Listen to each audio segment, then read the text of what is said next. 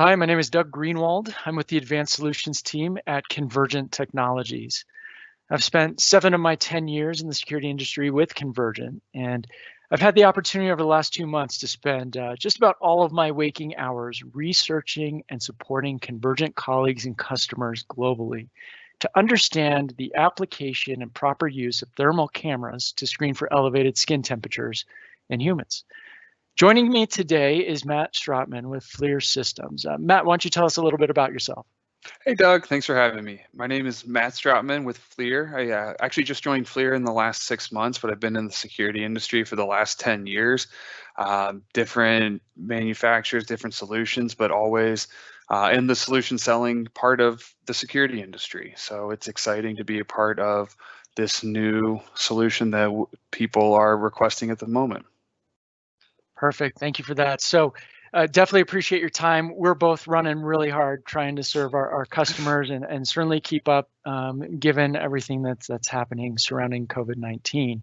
But we do want to keep this brief and extremely informative. So, one of the reasons we wanted to do this call and specifically, align with one of our partners, FLIR, for this conversation is there's a lot of misinformation floating out there. A lot of pop-up companies overnight. I can tell you I've seen about 40 in the last 2 months alone that just became incorporated or have, added on sensors to existing devices. And so what I wanted to do real quick as a starting point for the audience, and this is where I think you can help me out, Matt, is take a moment to talk about how a thermal camera works. Yeah, absolutely. So thermal camera is measuring the thermal energy that objects and people are producing with the emissivity. So everything produces some level of emissivity. And so the thermal camera is basically taking the heat that objects and people are producing and creating images based upon that energy, that heat. So the images you see in some of these graphics and these screenshots are the camera being, every pixel is measuring temperature. So it's taking all of the different temperatures that it's reading, creating an image out of that. This is not using a visible camera by any means and laying some cool overlay on it. These images are being produced by measuring individual temperatures within the pixels of the thermal sensor. Yeah, it obviously, plays into the accuracy of these cameras, right? The right sensor, any, adjacent system noise, temperature drift, right? I assume all of those things combined can absolutely contribute to accuracy. Yeah, the more sensitive the sensor, the more accurate it is. So you'll see on a lot of our thermal cameras, they'll have a sensitivity rating of 35 millikelvin or less, and some of them even have 35 millikelvin or less. So, the millikelvin rating is, a lot of parameters go into that, and you could argue it a lot of different ways, but there are general guidelines, and the lower the number, the more sensitive the camera is, the more accurate the readings are. Interesting. Well, that's good to know. So obviously, making sure you do your homework about the type of camera and educating yourself if you see some new product about, what sensor they're using, some of those, key components that you just talked about, again, are going to help customers, other integrators navigate, this very complicated space right now. So I think what we want to really understand, because of how this is being utilized today, or at least being sought after to be used for the specific purpose of elevated skin temperature, what specifically can a thermal camera detect? So a thermal camera, as I mentioned before, is just measuring surface temperature of objects. In this case, we are focusing on skin temperature of humans, and we're measuring, and we're trying to set a baseline and measure from when one human comes in and has an elevated above a normal skin temperature reading. We are not, thermal cameras cannot detect viruses. They cannot detect a fever. These are not intended to be used as medical devices. We are strictly just measuring surface temperature of humans at this point for a screening process. Perfect. And I just have to reiterate that more. These are not corona cameras. They're not coronavirus cameras. They're not COVID detection devices. They are really being implemented for the use to identify anybody that may have elevated skin temperature. So once that is determined, let's say, I as a customer want to deploy a camera in a space. How do I deploy them, and in what ways, what things kind of impact their accuracy from an environmental perspective, as well as what things might I need to know if I decide to deploy these systems? Yeah, so a lot of factors go into doing a temperature reading. In these specific cases, when we're talking about measuring for humans for elevated skin temperatures, we need to make sure first and foremost no one wears glasses. The most accurate reading to get as close to a person's core temperature as we can get is going to be around the tear duct area of the eye. And one limitation of thermal cameras is we cannot see through glass. Period. There's no ifs, ands, or buts about it. And so if someone's wearing reading glasses, sunglasses, anything around their eyes, it's going to prohibit us from getting the most accurate temperature reading on a human. Forehead readings are not going to be nearly as accurate as a reading around the tear duct. So that's one of the major things. Also, the environment is going to play a huge factor into your temperature reading. You cannot get an accurate temperature of a human if the space around you has highly reflective surfaces, whether that be tile or you're looking in maybe an entryway and there's a glass door, glass windows. Those are not ideal to be in a situation for temperature screening. Also, distance from the camera is very important in this scenario. So we recommend that the human be around 1 to 2 meters away from the camera.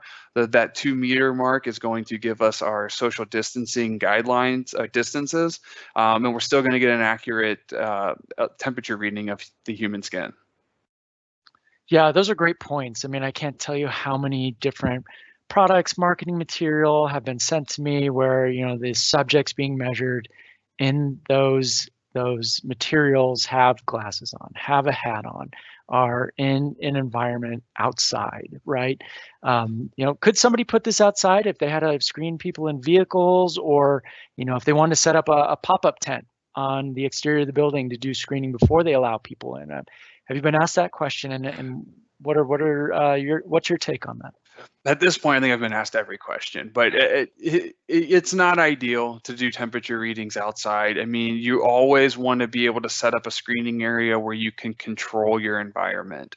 If I've had someone ask me, well, what if I put up a tent and everyone sits in the tent for 2 minutes and then we do the, I mean, if that's the most control you can and you have an accurate baseline that you're basing off of, then that will be your norm and it will be as accurate as the environments that you can control. So while it's not ideal, but in some instances, depending on the end user site or where you're at, it may be the best you have. Yeah, that's definitely something that we've been asked as well, and it's always great to kind of get the source of truth from the manufacturer as far as how these can be applied. I would say if somebody is wearing glasses or a hat, what kind of results can you expect? I mean, are you really then just taking a surface temperature of, predominantly maybe the nose, the cheek, an area that is really susceptible to exterior temperatures if you're coming in from the cold or a really hot day that could impact the results that you get?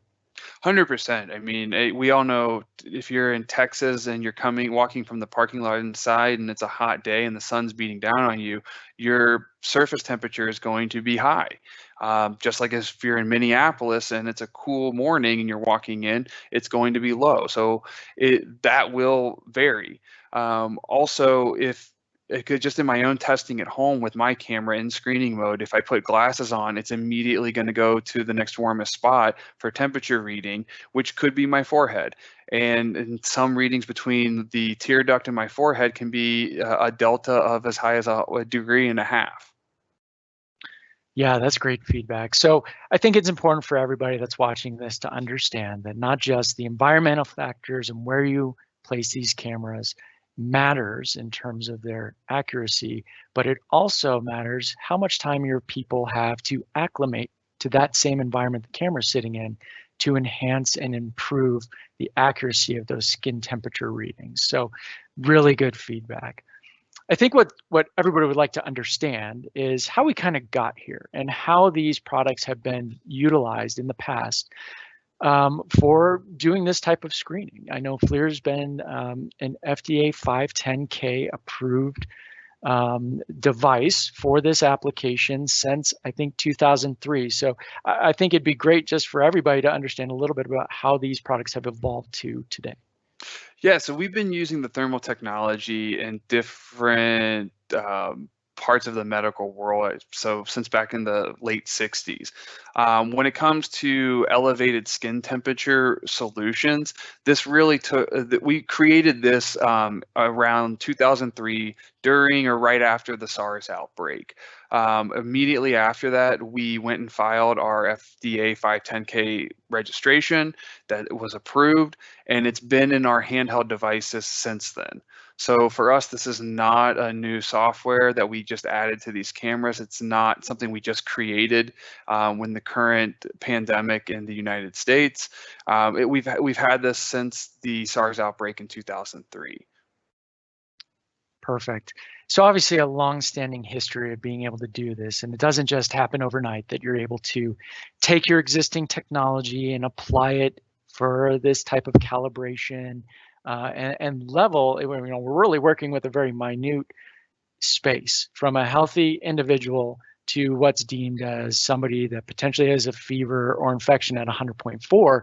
It's a very small window to be able to derive accuracy from. So knowing that you guys have that longevity of being able to calibrate and understand those environmental factors and apply it for this application is again a kind of a testament to why you guys have such a long lead time for many of your devices right now, right? Yeah. We did not forecast the pandemic, so we're trying to do what we can to make up for with the lead times. But yeah, right now it's a little bit longer than normal.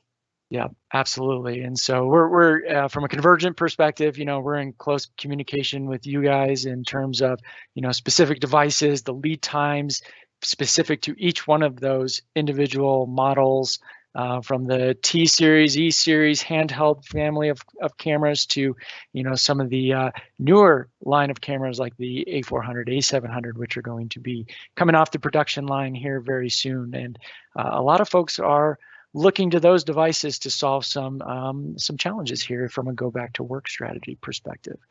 And I think that's where I'd like to kind of touch on next, right? So, you know, FDA approval, what does that, you know, really mean? What's that process for you guys? And if you hold a 510K clearance, what does that mean? So that's basically saying that the FDA is signing off on this device to be used as a complementary device to be able to detect elevated skin temperature as a screening mechanism. It's saying that we meet the guidelines, which you know, our delta is around 0.9 degrees Fahrenheit. And the camera is performing in the manner that we say it's going to, as long as the certain parameters are met with between distance and, you know, measuring the corner of the eye, everything that we talked about before. So basically, it's saying that this was tested by the FDA and for the application that we're describing here, and they approved that it works in the way we say it's going to. And it absolutely correlates with the slide here, right? You've got to control the process to get accurate readings.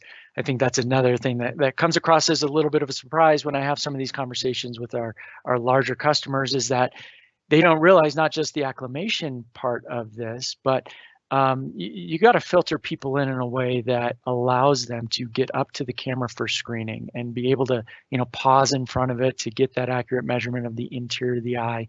I almost call it like you have to create your Disneyland queue right there in your lobby so that you can filter people in and give them enough time to acclimate while also, you know, keeping in mind social distancing and expectations for people to get in for a shift. And so I know that that's been a challenge, and I know we've got it up here again. We already touched on it, but I don't think we can stress enough. You can't have glasses, any reflective material, and no hats to be successful in getting the most accurate reading you can relative to, you know, the FDA approved accuracy that you have on your tech sheets. Yeah, I mean, more the key thing to point out on that last slide was every site is going to have its own variables, and there's going to be unique things. And the more you can control all of the variables, the more accurate your readings are going to be. I mean, you also keep in mind that the human body core temperature fluctuates throughout the day itself. So one thing you'll want to do is, update your baseline readings per shift. So if people are coming in the mornings and you have a second shift of new people coming in the afternoons, you'll want to establish a new baseline, because everyone's core temperature, which means then their surface temperature, is going to be a little bit elevated in the afternoons just because of the everyday temperature outside. Yeah, so you've referenced baseline a couple of times, so I definitely want to talk about that a little bit. So Yeah. the FDA released updated guidelines here for April 2020, and they've relaxed the requirements for companies looking to purchase a system and deploy it into their building, that they don't have to use an FDA 510 clearance device, but they still need to follow some very specific workflow to kind of fall within those guidelines that they've issued. And it really aligns with not just how FLIR does it, but in our opinion, some of the other products that we've seen that are in a realm of accuracy that is acceptable. And that is, one subject to one camera being measured at a time. Really having somebody walk up and count 1 Mississippi as they look into the frame, a black body as a calibration point for the camera, having that in line with the human being measured. And you've mentioned it a couple of times, the distance of the camera to the subject, right? Because it's all about that pixel count to be able to get that accuracy. And so if some of your FDA approved devices don't have a black body, that calibration point for the cameras. And so I'd like you to speak a little bit to how FLIR does it with some of your instrument division cameras to achieve accuracy. Yeah, so we have a software built into these cameras that's called screening mode. And when the camera is put into screening mode, a box is going to form on the LED screen. And then we're going to create that box where you would put basically a person would walk in front of us, stand on an X, look at the camera, there's going to be a box there, you put your head in, and it's going to focus the pixels into that target to get the most accurate reading and find the warmest spot on the person's face. We don't need a black body, because what we're using is basically a average of human subjects that are deemed to not show signs of a fever, and then we're just setting our alarms from that baseline. We can hold up to the last 10 people that we've read as far as the non-symptomatic people.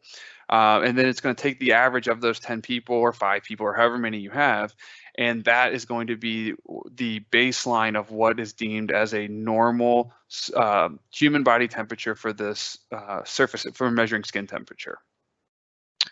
Interesting. And so that speaks volumes to why one product may require a black body, because they're not taking a baseline average of the last 10 individuals that have come through, and it really needs that reference point to enhance its accuracy. And I know that there are some cameras within your line card that do have the requirement for a black body. Can you speak a little bit to maybe why that is and how that works? So our automation cameras have the ability to use a black body, and what the black and we also have a 1 or 2 automation cameras that actually have the same screening mode software built in as well. And this is actually a screenshot of what the screening mode is doing. That top number up there is going to be your average of the subjects that you've deemed as being non-symptomatic. That number below that is going to be what we set the threshold for alarming to be, and then the bottom number is going to be the real-time reading of the person that is stepped in front of the screen.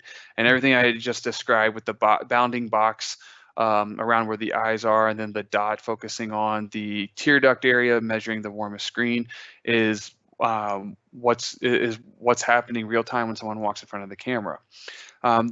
Devices that are using the black body are regulating off of that black body, and what it's doing is it's emitting a constant source of temperature, and then you're going to alarm based upon a delta above what that black body is set at.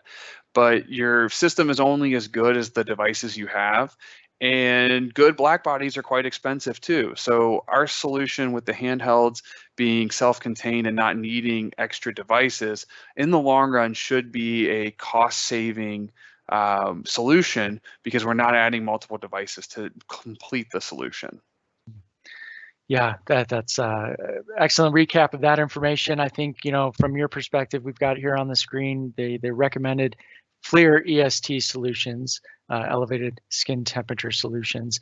And, one of the things, again, that we can't reiterate enough is these, again, are adjunctive screening devices. So in most cases, you're going to have a secondary screening location. And the real purpose of these cameras is to get your people off the front lines in PPE gear, performing these, very close proximity screenings with non-contact forehead thermometers. Bring them away off of the populace, have, them set up with a monitor at, 10, 20 feet away, and then, allow people to enter the facility based on this initial skin temperature reading, or again, point them over to secondary screening if they are elevated, so that, a medical professional can then confirm their temperature using one of the handhelds. And I assume the X-Tech IR200 would be one of those appropriate handhelds that customers could have on their site for that secondary screening purpose. Yeah, absolutely. And I mean, obviously, this is now breaking the social distance guidelines because we have to be within 2 to 6 inches. But the accuracy is better because we're getting right up next to the person to do that second level of screening with this device. You bet. And if that's just, one individual that's, again, in PPE gear, protected while they do this screening, I think that's really the objective. And instead of having a line of people performing this function, again, our goal here is to try and automate some of this process, distance people, and again, give enough of an accuracy reading via elevated skin temperature so that businesses can then determine what the appropriate next step is. So, Matt, this was incredibly helpful. And I can't tell you, and I hope the people viewing this, one took away, there are some limitations with this technology and some very specific environmental requirements for setting up the system to ensure the best possible screening outcome. From a Convergint perspective, we've done our best to identify solutions that are kind of good, better, and best of breed, that are either FDA approved or follow the latest guidelines laid out by the FDA. Hopefully a better understanding coming out of this discussion when talking about the limitations of the technology for the application of elevated skin temperature screening will help companies develop a strong strategy for going back to work. Most difficult thing, and I mentioned this early on, but there's so many companies and products that have come onto the market in the last few months. And I really caution companies about diving into products that could have false camera accuracy claims, anything that's incredibly low cost where either you don't know where it's sourced from, or if it is low cost, is it coming from a reputable manufacturer within the space that's controlling the costs and building a product that follows FDA guidelines. And lastly, just from a Convergint perspective, again, the fully automated or crowd scanning solutions have so many factors they need to account for based on how thermal cameras operate, and really the whole purpose of our discussion today, that in our opinion and how we're trying to guide our customers, if we really want to align with those FDA guidelines, that one camera to one subject, take that one Mississippi pause, take the glasses off, and we really want to ensure that you get the best accuracy readings you can to determine if secondary screening is required. We're all in this together, Matt. Thank you so much for the time. I'll be following up with a write-up on convergint.com under our newsroom and our global resources here at Convergint. 5,000 colleagues strong are at your service to help your company navigate a layered approach for your go back to work strategy in the coming months. Be